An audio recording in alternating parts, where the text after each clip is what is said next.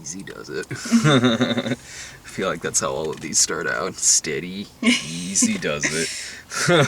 Some of them in the middle have me dropping it and the battery flying 6 feet. Yeah, that same guy pulls up next to us from Scout's Guide. So I went to go see Goodnight Mommy. How come you didn't want to see this? I mean, I did. I was just busy. Oh, I thought this was one you didn't want to see. This was one where I was like, oh, there's one scene that made me kind of squeamish, but like, okay. But then when I realized that, like, this was like the last day of showing and I was really busy. Oh yeah, it is the last. Well, it's actually technically showing tomorrow too, but tomorrow's like Spectre and yeah, tomorrow's Spectre, and I guarantee you Spectre was not playing at the theater that this is playing at. This was playing at a place called Cinema Detroit, which was definitely an indie theater. It was actually kind of cool. I mean, especially seeing a movie like this in. Maybe like that's the theater that this would be playing in. I always keep a copy on me at all time. So, slight tangent.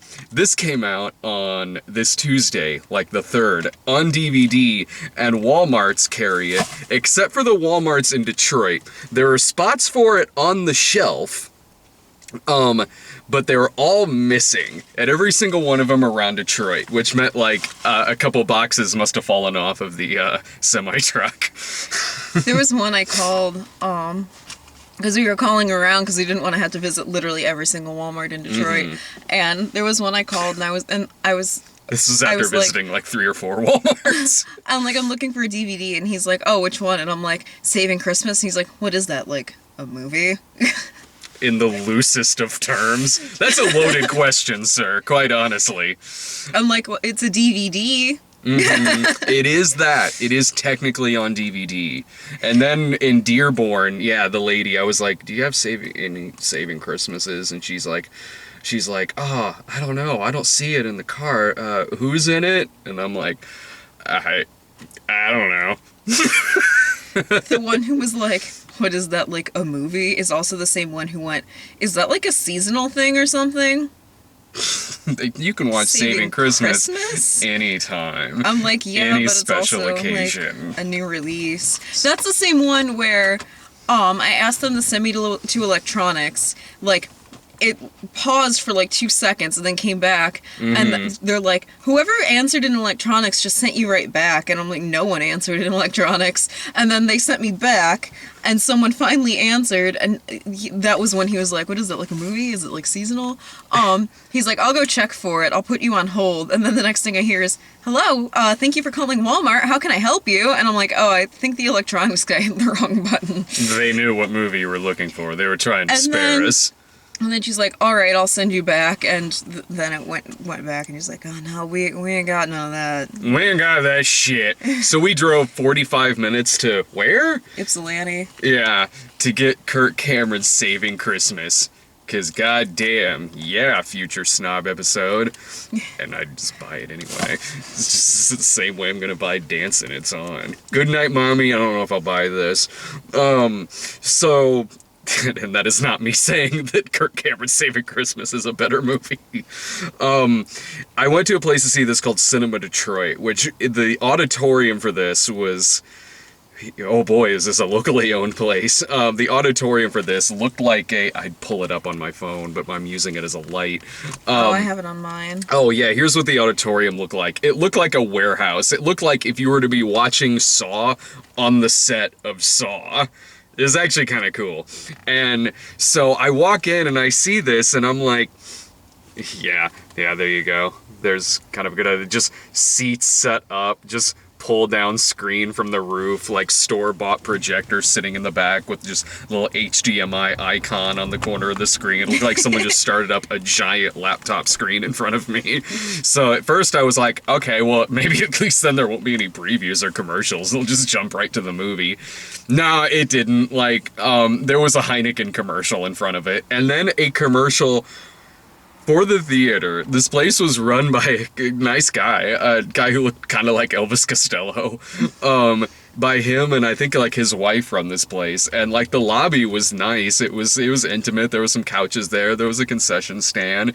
The whole place didn't look like a warehouse. It was just kind of the auditorium, and so there was a commercial from the two people who own the place, asking for fundraising so they could get like better projector equipment, but it was 80% of it was talking about how they've moved to a new location, which is the location I'm watching it in. So it was them talking about the reason why they needed to move to a location, but it wasn't them physically in front of the camera talking about it. It was their heads on paper cut out and put on popsicle sticks and just, hey there, well, how you doing?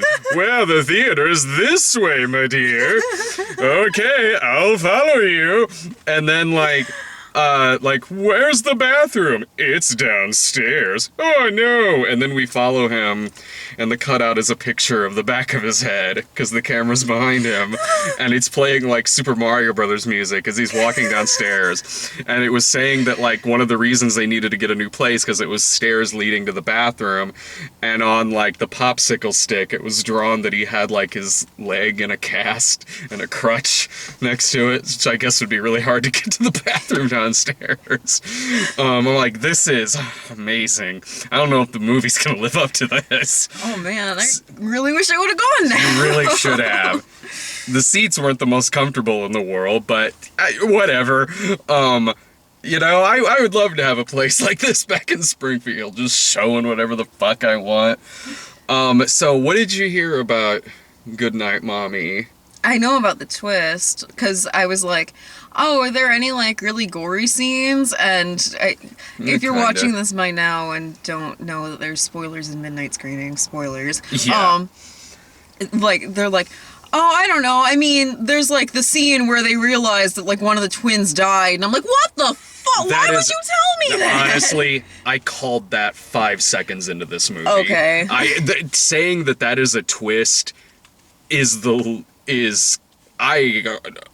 that's a strong word, like because I'd only seen trailers, which was like creepy singing, woman in bandages, twins looking nervous. Goodnight Mommy. You would have easily called that from the first minute of this movie. In fact, I don't even know how much they're trying to keep that a surprise. Within the first minute, the other twin is not even getting acknowledged. There's only like one toothbrush sitting there. The mom is saying that there's dialogues like, why didn't you pour Lucas any juice? And she's like, you know why.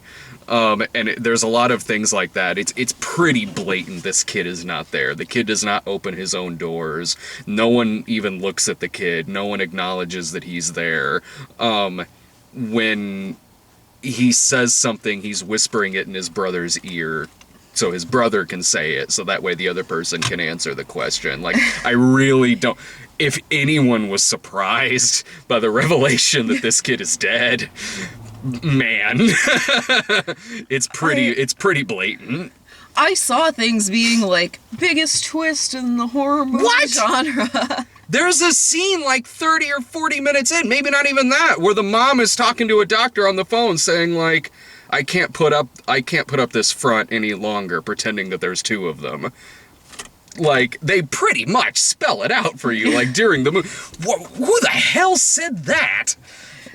Is the same person who was surprised by the twist at the end of,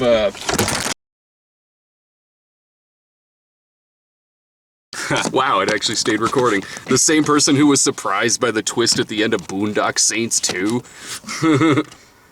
Oh, there we go. Cool. I think I'm more in frame now. Whatever. The movie it's okay. It's getting strong reviews, and it's fine. It's well acted. It's well made. It's got a good eerie little mood to it. Kind of feels like it's taking place in the same house in the same location as the first Human Centipede movie. It's... Throughout a lot of it, I was comparing it to The Babadook, because both movies are movies about loss and coping and ways of coping, just making sure that's not blurry, ways of coping, how that can, you know, lead to some pretty nutty things. I thought The Babadook was a way better film than this. Both are, in the grand scheme of things, both have totally different feels to them, but it's really easy to compare the two. As the movie's going, like, it starts out, the mom comes home because she's had cosmetic surgery and she's got bandages around her face, and there's some creepy stuff there. They hide her face pretty well through the first half of this. Like, either it's kind of just showing her eye, or her face is in bandages, or she's man, the first half of this, you see pretty much everything else of this actress but her face. As she'll be standing naked in the woods and, like, twitching her head around, but it's going in fast motion, so it's making her face blurry. Like, there's some pretty weird stuff there. So the kids think that, like, something's happened to their mom and that it's not really her. But she's acting like, you know, a woman who's had major surgery on her face and isn't in the best of fucking moods and doesn't want to deal with a fucking bratty ass kid. Like, that's what she's acting like. She's not really acting like fucking Joan Crawford. Like, she smacks the kid upside the head at one point, but, you know, watching it, it's like, this kid is obviously crazy. He's seeing a brother who's not really there, and he's dreaming about putting, like, cockroaches in his mom's mouth, and then cutting open her stomach, and a bunch of cockroaches come out, and shit like that. Like, so, it's... most of where this movie leads is, it is predictable. I don't know how much of it was necessarily supposed to be a twist, except for the guy in the quote that you saw who apparently thought this was the most shocking fucking thing he's ever seen. Because as the movie was going, I never really thought that wasn't their mom. That it was like, oh, this is clearly someone who's switched places with the mom. And now it's pretty obvious. Some accident happened. The brother died. The dad's not there. It seems like it's kind of playing opposite Babadook in a way, whereas in the Babadook, like, the kid's a fucking brat in the first half and seems really fucking out of sorts, but then in the second half, the mom goes fucking crazy and is, like, fucking near possessed and shit and just, like, trying to kill this fucking kid. In this, it's like, they want you to think the mom's really fucking crazy, but she's not, and then the last act is the kid's fucking crazy and torturing the mom for, like, the last half hour of this movie. It's a torture film. That's what it is. And in terms of, and I'm not saying that, like, as a knock against the movie. There's a lot of movies I can think of that rely heavily on torture, that rely heavily on the last act being torture, that are good. Something like Audition, or Jack Ketchum's The Girl Next Door. Movies like that. Where I think that those are much stronger movies than this is that I was far more invested into what was going on in those other movies. I was far more invested in the characters. In this, like, yeah, I'm kind of squeamish sitting there when they're super gluing her mouth shut and putting super glue on her eyes and burning a hole in her face and setting her on fire, and they're cutting the glue across her lips open, and it slices her lips open and just bleeding everywhere. Like, yeah, I'm squeamish during that, not really because I'm scared or anything like that, or honestly really even that disturbed. It was more because, like, I would be reacting to that the same way I would in any movie where something like that is happening. Like, yeah, I'm gonna react squeamish to a girl getting her eye cut out of her face in the first Hostel, because that is a pretty graphic scene. Doesn't mean Hostel's a good movie. And this is a better movie than Hostel. But, so, the kids I really didn't find all that scary or intimidating. I mainly just kind of found them annoying. Like, when all of this is going on, I mainly just wanted someone to come up behind him and just crack him on the head. Like, so just someone come up behind him with a shovel and just, or something like that. I don't know. Like, I didn't think the kids were really all that scary. And there was one scene in particular where she easily could have taken this kid down. There's a part where they cut her loose, and they're pointing a crossbow at her that they've just sharpened like some pieces of wood into a point. And she throws her comforter on the kid, which is completely surrounding him. Which, okay, yeah, throw the comforter on there, fucking tackle his ass. Knock the little fucker out. But instead she does that and takes off running as if it's fucking Dr. Hyder from the Human Centipede. And she takes off running as if Michael Myers is chasing her. And so she's running all throughout the house, sees the kid standing on top of the stairs, and then runs out the door, and they've set up tripwire, so she trips on it and knocks herself out. And at that point, I'm like, I'm not scared or really that threatened by these fucking kids. Like, and I've seen plenty of creepy kids movies that are pretty creepy. The Orphan comes to mind, or The Bad Seed, or some shit like that. Hell, the creepy-ass demon kid in Demonic Toys was more threatening than this. So, I don't like this movie as much as a lot of other critics do, but I don't think it's a bad movie. Is it one of the better horror movies I've seen this year? Maybe. But not because this is a great movie. It's because there's a lot of bad horror movies out there. I thought The Babadook was way more of an intense movie than this. It was way more suspenseful. I actually gave a shit about a lot more of the characters in The Babadook. I thought The Babadook was a much smarter movie than this. This movie, yeah, it's pretty well made. The acting's fine. But you take this same script and give it to somebody who critics don't normally like, I don't know how much they would have liked this movie, because it really just is this, the kids think that something's up with the mom, and then they torture her for the last half hour of it. And it's not a bad film. I'm not saying that at all. I just don't think it's as great as a lot of other people do. When it was over, I was kind of glad it was over. When the torture was going on, I was like, I'm not feeling this. I'm not disturbed in the way that I feel like I should be disturbed. I'm not disturbed in the way that I was during something like Audition or Jack Ketchum's The Girl Next Door. I'm just not really all that invested in this. What was, like, the graphic scenes you were talking about that they told you about? They were just like, there's a scene where they torture her with scissors. Oh, that's when they're cutting, like, the glue across her mouth. It's not an insanely graphic movie. Like, it's not like they just hold her down and fucking cut her tongue out or some shit like that. And it's not like, when Eli Roth does torture, it's not as graphic as something like Audition or the other movies that I've mentioned. I mean, that would have been really gratuitous for this movie. They're just fucking hacking off her legs or some shit. They're torturing because they're trying to get her to admit that she's not their mom. And I don't know, like, it was okay. Is it worth a rental? Yeah, sure, why not? Yeah, it's worth a rental. If you come out of this movie and you think it's great, or one of the best horror movies you've seen of the year, I can buy that, sure. I can see why this movie would really connect with people. It's got a good mood to it. Like, it's well made. There's great shots in the movie where they're going through the foggy woods and the little fast motion shit they do with her face. It's well filmed. Like, there's blurry pictures of the mom on the wall and shit like that. Like, it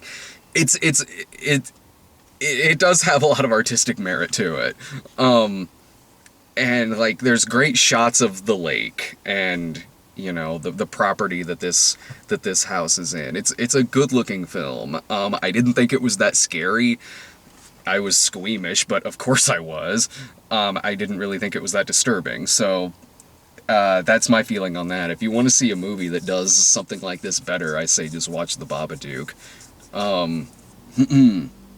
I thought it was a way better movie than this. So, does this sound like something you would like? Probably not. But seeing it in that theater, though. It might make it worth it, yeah. We did get trailers in front of it. For other movies that were going to be showing at that theater. There was a trailer for Room. Not The Room, but Room. The Brie Larson movie. There was one... Or wait, was it Brie Larson? Yeah, there was one for The Keeping Room with Sam Worthington that's a Western that didn't look too bad. It was a crowded theater. Well, fairly, given its size. Like, there was like 10 people there. There was like a couple there on a date, and there was an older woman there, and like a few friends showed up of the other people. So it was seeing this in this warehouse of a theater. It was way more crowded than Dancing It's On. You excited for Spectre tomorrow? Yeah, totally. And Peanuts the movie. They're not pre-screening Peanuts, so Peanuts we'll have to see like on Friday. But Spectre, James Bond, heck yeah. I hope it's the exact same movie as this. The last half of it is just James Bond torturing Blofeld. I don't hope that. How the hell did they get by with the PG-13? What the fuck? Alright. But there is the importance of... Why did I buckle my seatbelt? We haven't even moved. Well, this is a very dangerous series. Someone could have, like, just crashed their car into the back of it. I'll go flying through the window. You're perfectly safe. Oh, but no! Twist ending. You can't finish the review. You didn't see it! Why? There was time now. What a twist. Say it.